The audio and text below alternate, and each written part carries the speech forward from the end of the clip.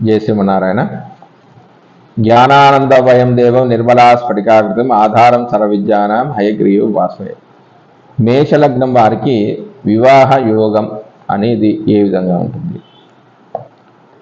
మేషలగ్న జాతకులకు సప్తమాధిపతి శుక్రుడు నైసర్గిక కలత్ర కారకుడు కావడంతో వివాహానికి వైవాహిక సౌఖ్యానికి శుక్రుడు యొక్క బలం చాలా అవసరం.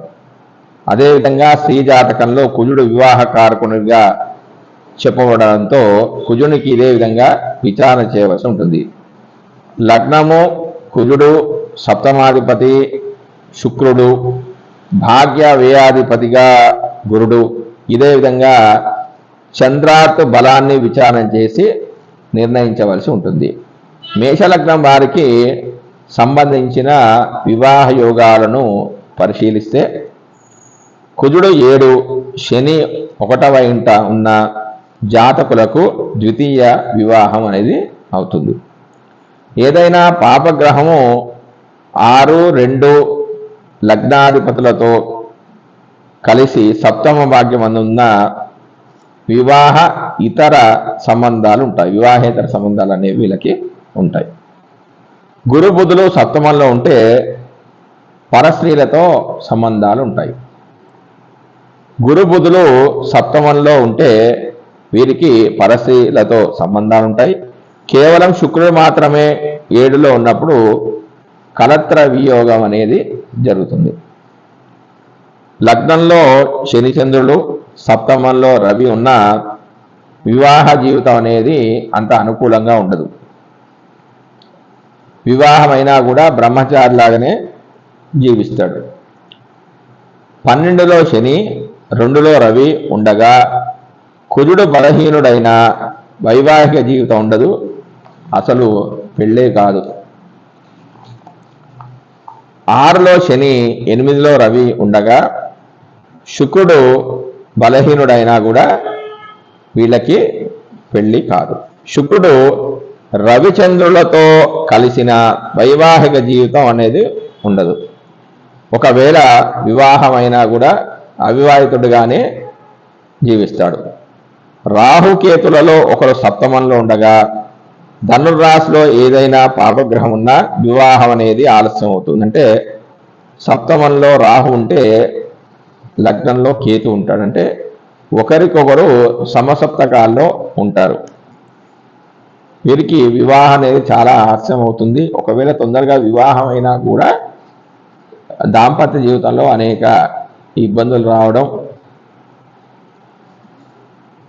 విడాకులు జరగడం లాంటివి కూడా జరిగే అవకాశాలు ఉన్నాయి.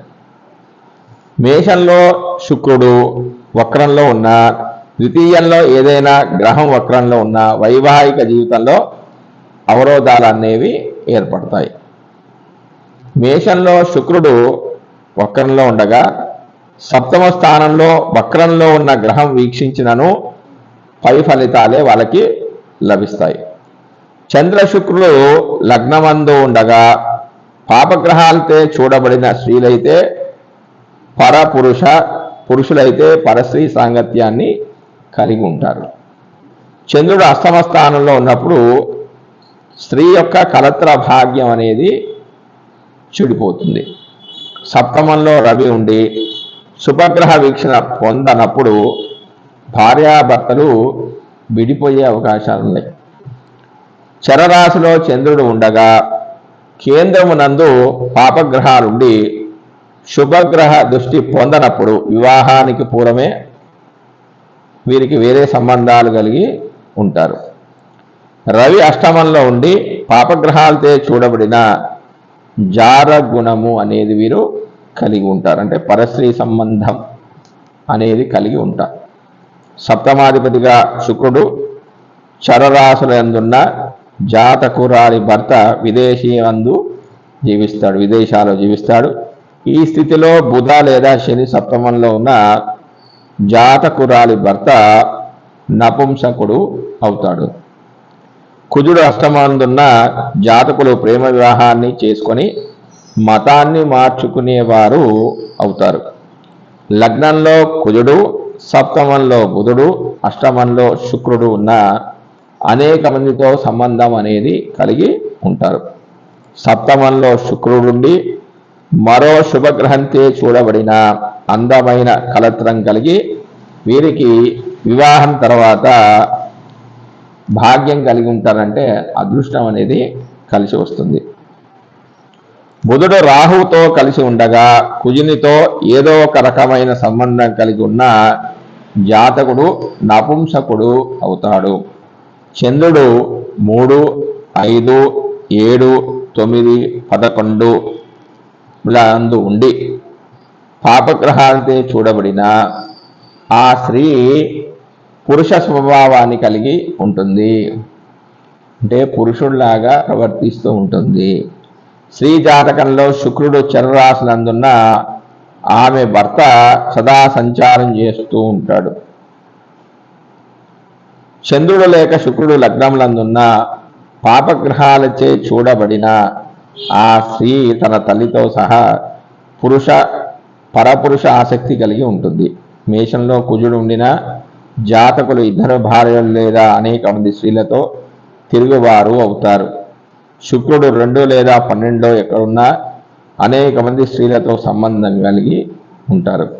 మేషలగ్న జాతకులకు రవి సప్తమంలో నీచలో ఉన్న వారి కలత్రం అల్పజీవి అవుతుంది. గురుబుధులు సప్తమ భావములందున్న అనేక మందితో వివాహితర సంబంధాలు కలిగి ఉంటారు. శుక్రుడు అష్టమందున్న బుధుడు సప్తమందు రవి ఆరవ స్థానమందున్న ఆ స్త్రీకి అనేక మందితో సంబంధాలు కలిగి ఉంటారు. జై శ్రీమన్నారాయణ.